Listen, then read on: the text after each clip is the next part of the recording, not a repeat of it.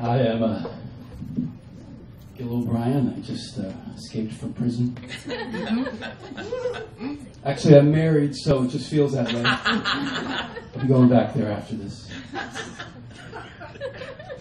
I also have a son who's 8 going on, trying to drive me certifiably insane. So I live in this kind of like prison/insane asylum. You know what I'm talking about, right, sir? I remember my son's first day at school. I remember it like it was yesterday. At the end of the week, he said to me, "Okay, Daddy, I'm done with this." I said, "What are you talking about? This is the first week of school. You got at least another 13 years of this." "Nah, that can't be right."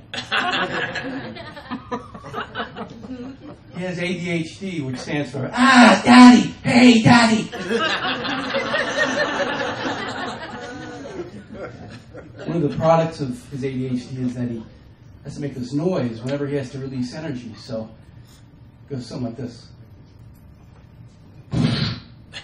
So we'll be walking down the street behind somebody and he'll go, and the person behind him is like, "What the fuck is going on?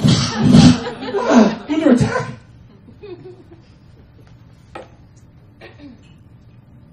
You ever wonder, why does my child act a certain way? Just think about how wasted you were when you conceived them. You got me up at the crack of dawn this past Saturday. He's like, "All right, Daddy, come on up. Time to play Legos." I said, 6 o'clock in the morning on a Saturday. Can I at least have a cup of coffee? "You drink too much coffee, Daddy." "We wake up too early, so deal with it." Trying to protect his mother at all costs these days. I was on the couch with her the other day and put my hand on her leg and I'm looking lovingly into her eyes. And he says, "Excuse me, miss, is this man bothering you?" Are you serious? He's also got into this ridiculous habit of repeating the things that she says to me.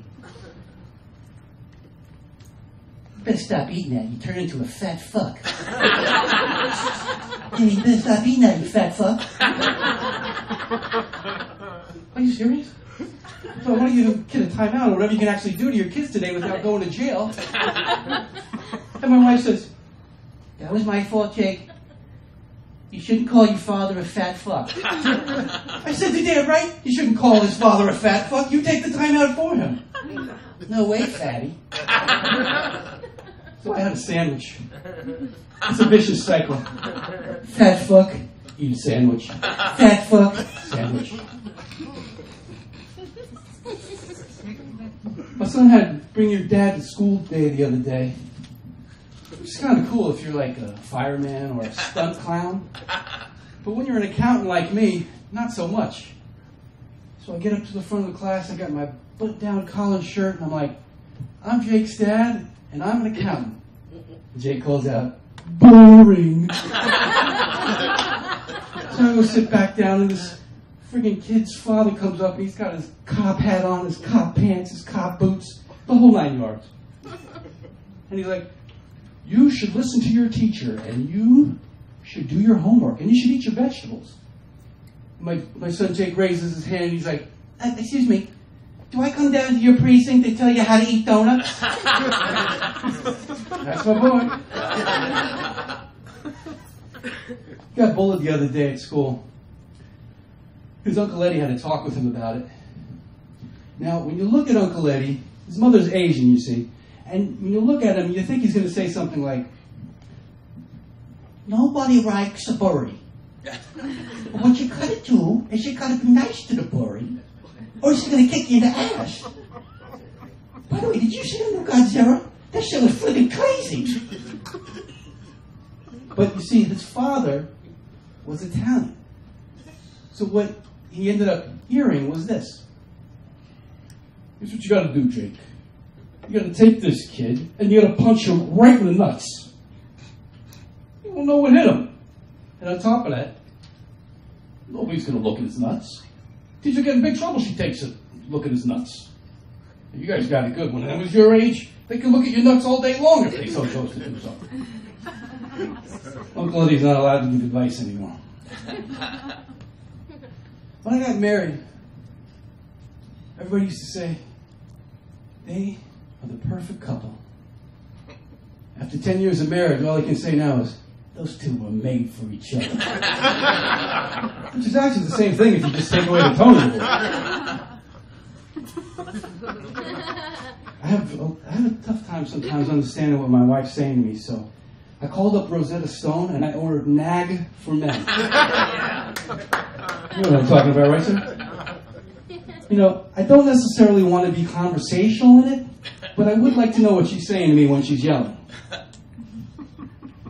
She called me up on the phone the other day. She says, when are you going to be home? I said, look, I am a hunter.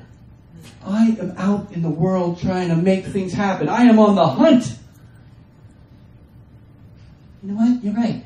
And I am a gatherer. And she proceeded to gather up all her shit and go stay with her mother. We have a dishwasher at home. It's me. That's what I spend most of my time doing when I'm home from work. While my wife and son are in the other room watching TV, and I'm in the kitchen slaving over the dishes. So finally I broke down and said, why can we not buy a dishwasher?